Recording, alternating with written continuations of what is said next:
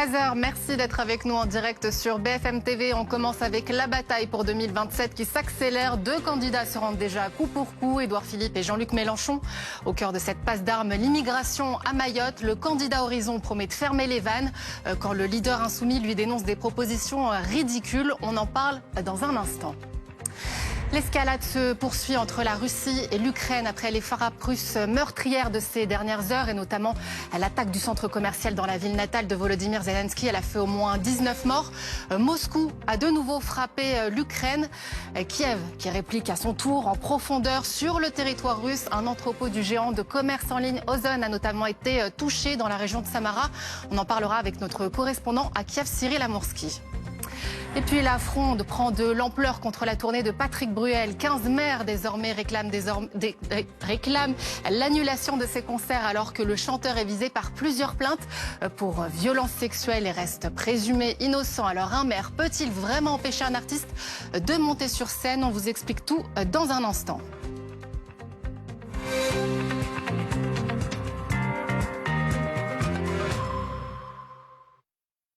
La présidentielle 2027 qui est donc déjà lancée. Le ton monte entre deux candidats, Édouard Philippe et Jean-Luc Mélenchon, au cœur de leur bras de fer. L'immigration. Depuis Mayotte, Édouard Philippe promet de fermer les vannes.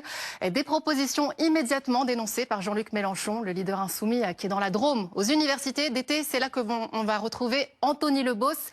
Cette confrontation sur l'immigration avec Édouard Philippe, c'est le signe que Jean-Luc Mélenchon est entré dans la bataille. Oui, Jean-Luc Mélenchon était très remonté contre Édouard Philippe, qui l'accuse d'être irresponsable, d'aggraver la situation. S'il s'agit de rejeter à la mer des gens, ça n'a pas de sens, répond le candidat insoumis à notre micro. 3 mots pour dénoncer les propositions de l'ancien Premier ministre. Aberrant, ridicule et provocateur, dit Jean-Luc Mélenchon. Écoutez la suite. Je déplore que des dirigeants politiques prennent la responsabilité de lancer des mots d'ordre qui ne peuvent déboucher que sur des désastres. C'est devenu la mode. Des anciens premiers ministres de Macron vont sur des problèmes, non pour les régler, mais pour les envenimer. Alors non, non, non et non. Monsieur Édouard Philippe, vous ne vous comportez pas d'une manière responsable et comme un homme d'État. Ou alors dites comment vous comptez faire. Voilà, vous ne le dites pas, donc si vous n'avez rien à dire. Voilà, riposte frontale du candidat insoumis à l'égard de l'un de ses principaux adversaires pour le premier tour de la présidentielle, Édouard Philippe. Jean-Luc Mélenchon relègue en quelque sorte la question de l'immigration au second plan et érige plutôt en priorité des priorités le développement économique et social de Mayotte, lui qui dénonce des sous-investissements publics dans les territoires d'outre-mer ces dernières années. Merci beaucoup Anthony Lebos avec Tanguy Tricouard. Et ce matin, Édouard Philippe lui a répondu directement. Il l'invite à venir à Mayotte constater lui-même la réalité de la crise migratoire. Écoutez. Je ne suis pas très surpris que M. Mélenchon ne soit pas d'accord avec moi. Il m'arrive d'être souvent très en désaccord avec lui. Par ailleurs, je ne sais pas la dernière fois que Jean-Luc Mélenchon est venu à Mayotte. Il faudrait lui demander d'ailleurs. Mais j'aimerais qu'il m'explique en venant ici qu'il n'y a pas de problème lié aux migrations et à la crise migratoire à Mayotte. J'aimerais qu'il vienne ici et qu'il constate que la crise migratoire, ici, elle est prégnante et qu'elle a des impacts, pas simplement dans des grandes questions de principe, mais dans la vie quotidienne de l'ensemble de nos concitoyens français qui vivent à Mayotte. 20 millions de données exposées en seulement quelques semaines en France. Voilà les chiffres revendiqués par les pirates. Le fisc, l'éducation nationale, plusieurs sites du service public, mais aussi des plateformes privées. Les cyberattaques se multiplient. Alors on va tenter de comprendre avec vous, Marouane Ouarab. Vous êtes avec nous en direct. Vous êtes ancien hacker, expert en cybersécurité. Alors quand on entend 20 millions de données potentiellement exposées, qu'est-ce que ça veut dire concrètement? 20 millions de Français qui sont exposés, c'est ça? Ça veut dire concrètement qu'il y a 20 millions de lignes de données qui sont détenues maintenant sur Internet en libre accès par tous sur les citoyens français. Oui. On est tous potentiellement exposés aujourd'hui? Tous exposés. Tous autant qu'on est, peu importe notre statut social, on est tous victimes de ces fuites de données-là parce que ça touche des services étatiques comme les impôts. La nuit d'après, les impôts, ça a été l'éducation nationale qui s'est fait cyberattaquer. Il y a eu le cadastre qui a été victime de cyberattaques. Donc malheureusement, c'est des services d'État auxquels on ne peut pas mentir sur notre identité. Donc toute personne qui a un jour déclaré ses impôts dans sa vie ou alors été à l'école ou même eu une parcelle de terrain en France a ces informations qui sont maintenant revendues sur des forums spécialisés. Alors vous êtes ancien hacker, comment c'est possible de pirater un site public? Il y a des failles, tout simplement, l'erreur est humaine. C'est une réalité. Et on a beau sécuriser les systèmes informatiques autant qu'on veut, si demain la faille qui donne accès à un hacker au système de l'État, c'est un être humain, bah on n'y est pour rien. Malheureusement, c'est uniquement la formation qui peut pallier à ce mal-là. Et là, pour le coup, voilà, ça a été vraiment l'erreur humaine qui a prôné. Alors si nos données ont été exposées, qu'est-ce qu'elles deviennent concrètement ? Si nos données ont été exposées, qu'est-ce qu'elles deviennent ? Elles deviennent tout simplement des bases de renseignement pour les criminels. Ça peut devenir, je pense qu'on l'a entendu un petit peu partout, mais c'est le cas, c'est la réalité, une base de renseignement par exemple pour les cambrioleurs ou des gens qui préparent de faire des kidnappings en échange de rançon ou quoi que ce soit. Ça peut tout simplement servir à renseigner des escrocs beaucoup mieux qu'ils le sont maintenant. C'est-à-dire que maintenant vous recevez des appels arbitraires de personnes se faisant passer pour votre banque ou X ou Y chose. Maintenant les gens vont pouvoir vous appeler en se faisant passer pour les impôts et en vous donnant des informations précises vous concernant. Merci beaucoup Marouane Ouarab d'avoir été en direct avec nous pour toutes ces précisions.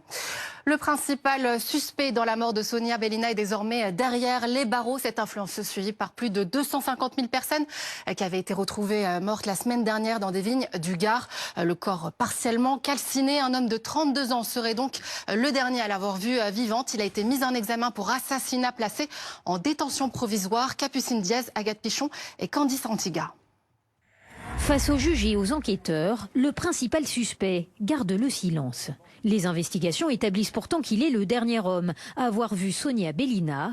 Tous deux se seraient retrouvés le soir du drame. Divers éléments pouvaient laisser suspecter qu'il était son dernier contact dans le cadre d'une rencontre en qualité d'escort girl sur rendez-vous la nuit des faits. La semaine dernière, le corps de Sonia Belina est retrouvé dans ses vignes, partiellement dénudé et calciné. À Nîmes, l'influenceuse aux plus de 250 000 abonnés était connue de nombreux habitants. Ça nous a vraiment choqués d'entendre tout ça et on aurait pu évidemment éviter tout ça. Avec plus de contrôle. On parle de réseaux sociaux, mais en fait, on ne sait même plus qui on fréquente et qui on voit et on ne sait pas en fait. On peut plus faire confiance. Quel est le profil du principal suspect ? À 32 ans, il possède un lourd passé judiciaire, connu depuis une quinzaine d'années par la justice pour des faits de trafic de stupéfiants et de violences conjugales. Il portait un bracelet anti-rapprochement depuis 2023, après avoir été condamné pour des faits commis sur son ex-compagne. C'est cet équipement qui a permis aux enquêteurs finalement de le géolocaliser sur la scène de crime parce que ça permet une géolocalisation en temps réel et malgré cet élément imparable, il n'a livré aucune explication. Après 48 heures de garde à vue, le suspect est désormais mis en examen pour assassinat. Il est actuellement placé en détention provisoire. La forêt de Fontainebleau rouvre enfin ses sentiers au public après l'incendie qui a ravagé, on le rappelle, environ 2000 hectares cet été, 10% de sa surface. Mais attention, cette réouverture, elle n'est que partielle. La situation reste sous haute surveillance. Mathéo Rivière, vous êtes justement à Fontainebleau. Les promeneurs sont donc de retour, mais prudence, c'est le mot d'ordre. Oui, un retour très attendu et très suivi. On a pu croiser beaucoup de personnes depuis ce matin, des randonneurs, des personnes qui viennent promener leurs animaux. On a pu croiser la route de Chantal, qui elle aussi attendait qu'une seule chose, c'était de retrouver la forêt de Fontainebleau. C'est ce que vous me disiez, Chantal. Après un mois, vous avez pu enfin revenir ici. On le voit, hein, vous êtes très bien équipés. Dites-nous, quelle était justement votre attente depuis ce mois ? Moi, j'avais besoin de m'oxygéner, j'avais besoin de bouger, j'avais besoin de retrouver toutes ces senteurs que j'avais oubliées d'ailleurs presque. Vous étiez impatiente de revenir ? Ah oui, j'attendais ça tous les jours, je suivais. Là, vous êtes venu de bonne heure, vous êtes venu en tout cas dès la matinée, dès ce midi, en tout cas très très vite. Vous me disiez, hier, vous attendiez, entre guillemets, en tournant en rond dans votre maison, de pouvoir venir, c'est ça ? C'est ça, j'avais entendu vaguement dire que j'avais aperçu le maire à la télé qui en parlait et je m'étais dit, oh là là, c'est demain. J'attendais même hier après-midi. Beaucoup d'impatience, on l'aura compris. Merci Chantal, merci beaucoup. Beaucoup d'impatience, comme Chantal, hein, une très bonne nouvelle, cette réouverture de Fontainebleau, parce qu'on le rappelle, c'est tout de même 15 millions de visiteurs par an. Et comme Chantal, ils étaient nombreux à espérer revenir ici un jour. Merci beaucoup à vous, Mathéo Loïc-Rivière. Vous nous avez justement rejoint pour en parler. Si la vie, on le voit, reprend à Fontainebleau, c'est aussi parce que les conditions sont favorables. C'est notre week-end le plus frais depuis le début de l'été. Là, nous sommes même en dessous des moyennes en région parisienne, tout juste 20 degrés à cette heure-ci. Pas plus de 23 degrés prévus pour cet après-midi. Là, on devrait conserver une chaleur modérée au moins jusqu'en début de semaine prochaine. Alors malgré tout, la forêt elle reste très sèche, il y a quand même un risque de départ de feu. Oui, il y a ces flammes que l'on voit, le feu est désormais fixé, mais il y a aussi le feu qui circule à petits pas sous nos pieds, ces feux de tourbière. En réalité, sous le sol sableux, il y a un sol tourbeux, ce sont des végétaux en décomposition, c'est du carbone en formation en réalité, ce qui permet au feu de brûler sous terre et d'attaquer les pins par la racine. Alors il y a déjà eu des reprises à Fontainebleau le 29 juillet dernier, notamment dans le secteur du Montaigu, puis le 14 août. Petite reprise cette fois-ci à Noisy-sur-École. La situation est donc désormais sous contrôle. 18 000 hectares rouverts au public du côté de la forêt de Fontainebleau. Mais si on va à Landiras, en Gironde, le feu qui avait brûlé en 2022 a mis près de 3 ans avant d'être éteint officiellement. Merci beaucoup pour ces précisions. Donc 18 000 hectares qui sont donc de nouveau accessibles aux promeneurs à Fontainebleau. Cela représente 80%. Voilà, on va tout de suite passer avec vous justement Loïc au point sur la météo.